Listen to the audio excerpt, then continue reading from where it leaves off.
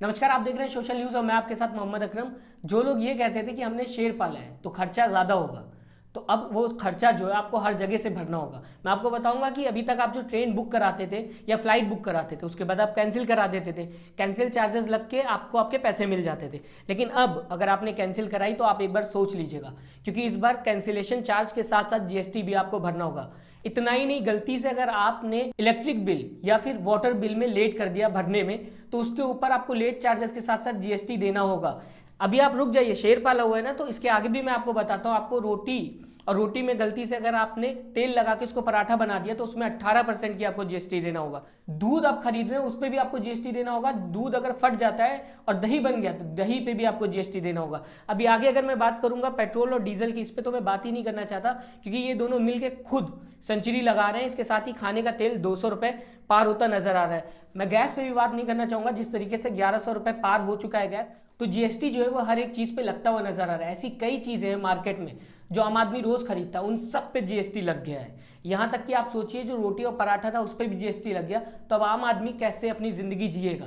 फिलहाल जो लोग कहते थे शेर पाला है उनके लिए शायद आराम हो, क्योंकि उनको तो चांद दिखा के उनकी जेब काटी जा रही है और उनको कोई फर्क नहीं पड़ना, क्योंकि उनकी नजर जो है वो चांद पे है। उनको दिखाई नहीं दे रहा कि उनकी जेब में पैसे कितने बचे हुए। अब अगर आप कोई भी लोन लेते हैं तो उस पर भी आपका इंटरेस्ट जो है वो बढ़ता हुआ दिखाई दे रहा है। दरअसल आरबीआई ने अपना रेपो रेट 0.50% बढ़ा दिया है। सबसे पहले आप ये जान लीजिए रेपो रेट होता क्या है, वरना आप ये समझ नहीं पाएंगे कि मैं बताना क्या चाहता हूँ। रेपो रेट वो रेट होता है जो आरबीआई दूसरे बैंकों को देती है, यानी कि आरबीआई दूसरे बैंकों को पैसा देती है जिससे दूसरे बैंक कमाते हैं, और इंटरेस्ट जो होता है वो आरबीआई को देते हैं। इसे रेपो रेट बोलते हैं। अब आरबीआई ने अपना रेपो रेट बढ़ाया है, यानी कि अब जो बैंक आप जिससे पैसा ले रहे हैं वो भी अपना इंटरेस्ट बढ़ाएंगे, क्योंकि उनको आरबीआई को देना है। यानी कि आपके जेब पे सीधा सीधा भार आता हुआ नजर आ रहा है। अब मैं आपको बताऊंगा, इस साल 3 बार आरबीआई ने अपना रेपो रेट बढ़ाया। इससे पहले 2 महीने में 0.40% बढ़ाया था पहले, उसके बाद 0.50% बढ़ाया था, फिर एक बार 0.50% बढ़ाते हुए नजर आ रही। मैं आपको बताऊंगा कि आरबीआई ने 0.50% बढ़ा दिया है।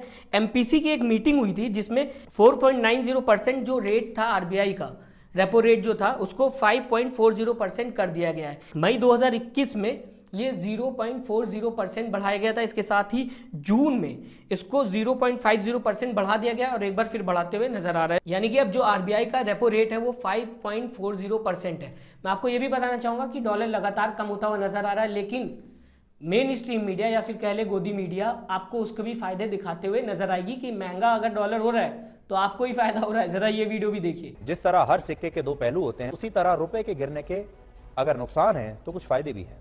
कमजोर रुपए से अब भारत की निर्यात क्षमता बढ़ेगी। निर्यातक जिस प्रोडक्ट पर 74 रुपए का मूल्य पहले पा रहे थे, उसके लिए अब उन्हें 80 रुपए का मूल्य मिलेगा। फिलहाल एक वक्त था जब मीडिया थोड़े से भी रुपए की कीमत गिरती थी तो सरकार पर 10,000 सवाल पूछती थी, लेकिन वही मीडिया आज चुप है। चाटुकारिता करने में इतनी ज्यादा लीन हो चुकी है, इतनी ज्यादा बिजी हो चुकी है कि आज ये मीडिया आपको गिना रही है उसके फायदे, कि डॉलर अगर बढ़ रहा है और रुपया गिर रहा है तो कोई दिक्कत नहीं है, आप मस्त रहिए, इससे कोई नुकसान आपका नहीं होगा।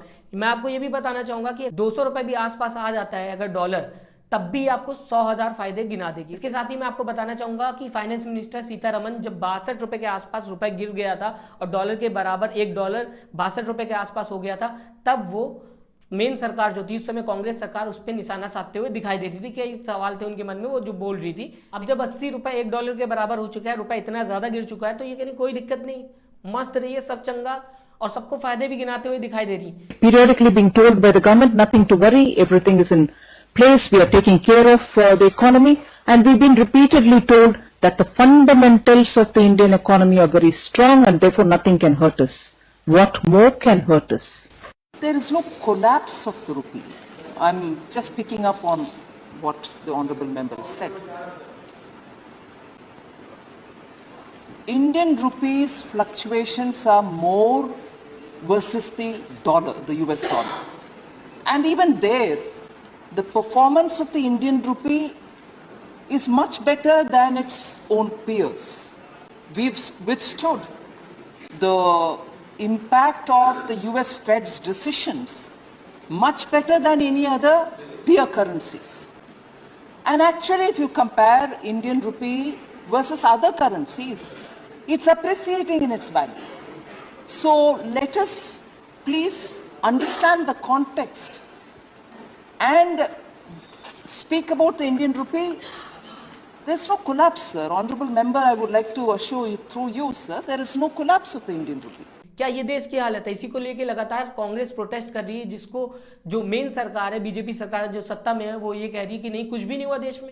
फिलहाल महंगाई बढ़ रही है, कांग्रेस कह रही है, लगातार कांग्रेस आवाज उठा रही है। लोग कह रहे हैं कि अरे कांग्रेस तो खत्म हो चुकी है, कांग्रेस को क्यों बोलना चाहिए। यही लोकतंत्र है, यही लोकतंत्र है जो आवाज उठा सकता है, जो सरकार से सवाल पूछ सकता है। हम और आप मिलकर इस लोकतंत्र को मजबूत कर सकते हैं। कांग्रेस लगातार बेरोजगारी भी बात कर रही है। इनके मंत्री कह रहे हैं इनको महंगाई नहीं दिखती, तो हम पीएम हाउस तक चल के महंगाई दिखाना चाहते हैं, गैस का सिलेंडर दिखाना चाहते हैं जो आज कोई खरीद नहीं सकता है। इतनी महंगाई है, चाहे गरीब हो चाहे मिडिल क्लास के हो, सब तरस रहे हैं, सब तड़प रहे हैं और कोई कुछ ना बोले।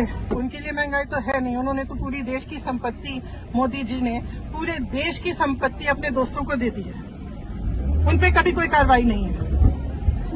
2-4 लोग रईस हो गए हैं, उनके महल बने हुए हैं, लेकिन जो आम जनता वो तरस रही है, तड़प रही है। ये ठीक है क्या?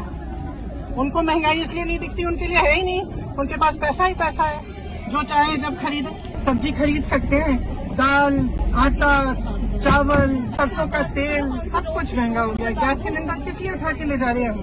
क्योंकि नहीं दिख रही है ना महंगाई। देखिए ये सिलेंडर कितना महंगा हो गया कि कोई खरीद ही नहीं सकता। कई ऐसे बड़े नेता थे कांग्रेस के जो बाहर आए, जिन्होंने आवाज उठाई, लेकिन मेन स्ट्रीम मीडिया उनसे सवाल पूछते हुए दिखाई दी। मेन स्ट्रीम मीडिया जो उनके सवाल थे वो मेन सरकार से नहीं पूछते हुए नजर आई।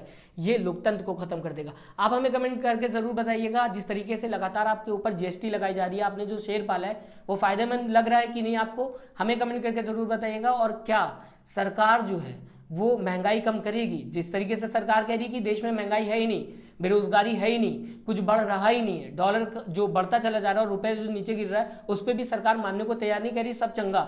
आप अपनी राय जरूर दीजिएगा, हमें कमेंट करके जरूर बताइएगा। और अभी तक अगर आपने हमारे चैनल को सब्सक्राइब नहीं किया तो जरूर सब्सक्राइब करिएगा लेटेस्ट न्यूज के लिए। अपना ख्याल रखिएगा। नमस्कार। चैनल को लाइक, शेयर एंड सब्सक्राइब करें और बेल आइकन दबाना ना भूलें।